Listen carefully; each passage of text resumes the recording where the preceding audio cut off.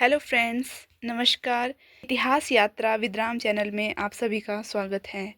आज से हम साइकोलॉजी की एमसीक्यू सीरीज स्टार्ट कर रहे हैं जो upcoming exam like all state and centre TGT, PGT, TET exam में आपकी हेल्प करेंगे।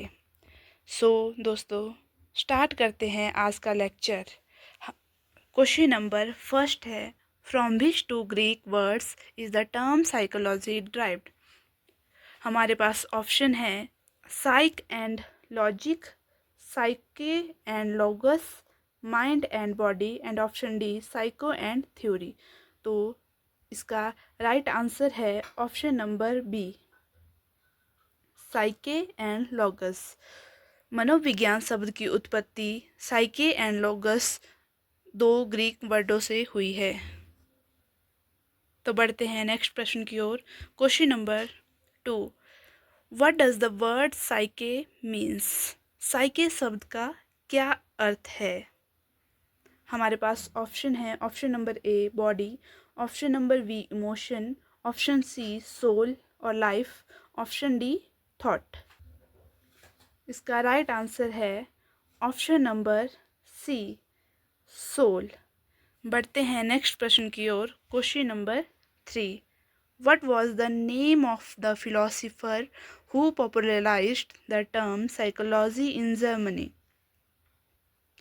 हमारे पास ऑप्शन है, option A Sigmund Freud, Herbert Spencer, Christian Durf and John Batson. तो इसका राइट आंसर है option number C, Christian Durf. Next question है, question number 4, who made an influential use of the term psychology in English. अंग्रेजी में मनोविज्ञान शब्द का प्रभावशाली प्रयोग किसने किया? हमारे पास ऑप्शन है, option A William James, option B Christian Durf, option C Herbert Spencer, option D Carls Jung. इसका राइट आंसर है option number C, Herbert Spencer. है नेक्स्ट प्रश्न की ओर। Question number 5, according to the most widely accepted definition today, what is psychology. आज की सबसे अधिक स्वीकृत परिभाषा के अनुसार मनोविज्ञान क्या है? The study of the soul, option B the study of mental disorder, option C the science of behaviour and mental processes, option D a part of philosophy. इसका राइट आंसर है option number C, the science of behaviour and mental processes. Psychology की definition क्या है? Psychology में be define as the science of behaviour and mental processes. बढ़ते हैं next प्रश्न की ओर। Question number 6, why is psychology called a science. मनोविज्ञान को विज्ञान क्यों कहा जाता है? हमारे पास ऑप्शन है, option A because it is a doctor, option B because it is related to spirituality, option C because it collect data and by observing in a control state, option D because it is only done in laboratories. इसका right answer है option number C, because it collect data by observing in control state. बढ़ते हैं next प्रश्न की ओर। Question number 7, what things are included in the mental processes. मानसिक प्रक्रिया में कौन सी चीज़ें शामिल होती है? तो हमारे पास ऑप्शन है, option A eating and drinking, option B memory, thinking, emotions, option C physical exercise, option D sleep and wakefulness. इसका राइट आंसर है option number B, memory, thinking and emotions. Psychology में मेंटल प्रोसेसेस क्या include करते हैं? Memory, thinking and emotions. Option B is the right answer. बढ़ते हैं next प्रश्न की ओर। Question number 8, Why is psychology considered a science? मनोविज्ञान को विज्ञान के रूप में क्यों माना जाता है? ऑप्शन ए है because it only studies thought and idea. Option B है because it fulfill the main assumption of the scientific approach. Option C because it only contain theoretical ideas. Option D because it involve cultural study. So इसका right answer है option number B, it fulfill the main assumption of the scientific approach. Option B is the right answer. So बढ़ते हैं next question की ओर। Question number 9, what is the main purpose of description? वर्णन का मुख्य उद्देश्य क्या है? ऑप्शन ए है to explain the consequences of an event.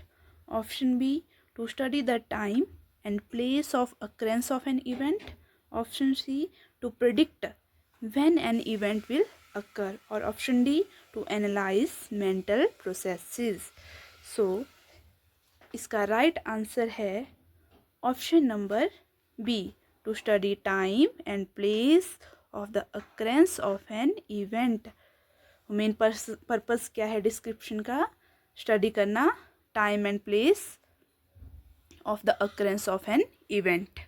Option B is the right answer. So पढ़ते हैं नेक्स्ट क्वेश्चन की ओर। Question number 10, what is the purpose of explanation? स्पष्टीकरण का उद्देश्य क्या है? ऑप्शन है हमारे पास option A to describe events only. Option B to clarify the reason for the occurrence of event. Option C to predict the reoccurrence of an event in the future. Option D to provide practical remedy. इसका right answer है option V, to clarify the reason for the occurrence of event. So explanation का मुख्य उद्देश्य क्या है? घटनाओं के घटित होने के कारणों को स्पष्ट करना। Option B is the right answer. So बढ़ते हैं नेक्स्ट प्रश्न की ओर। Question number 11, what is the first step in the research process? शोध की प्रक्रिया में सबसे पहला चरण क्या है? ऑप्शन है हमारे पास option A testing and hypothesis. Option B analysing the result. Option C selecting the problem and formulating questions. Option D interpretation and drawing conclusion. इसका राइट आंसर है option C, selecting the problem and formulating question. So शोध की प्रक्रिया का सबसे पहला चरण क्या है? समस्याओं का चयन करना और सवाल बनाना। Option C is the right answer.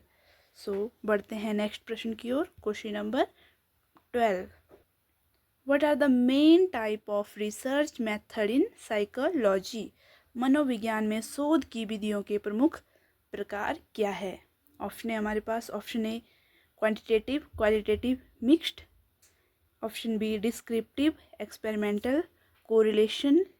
Option C scientific, partial and constructual. Option D adaptive, critical and traditional.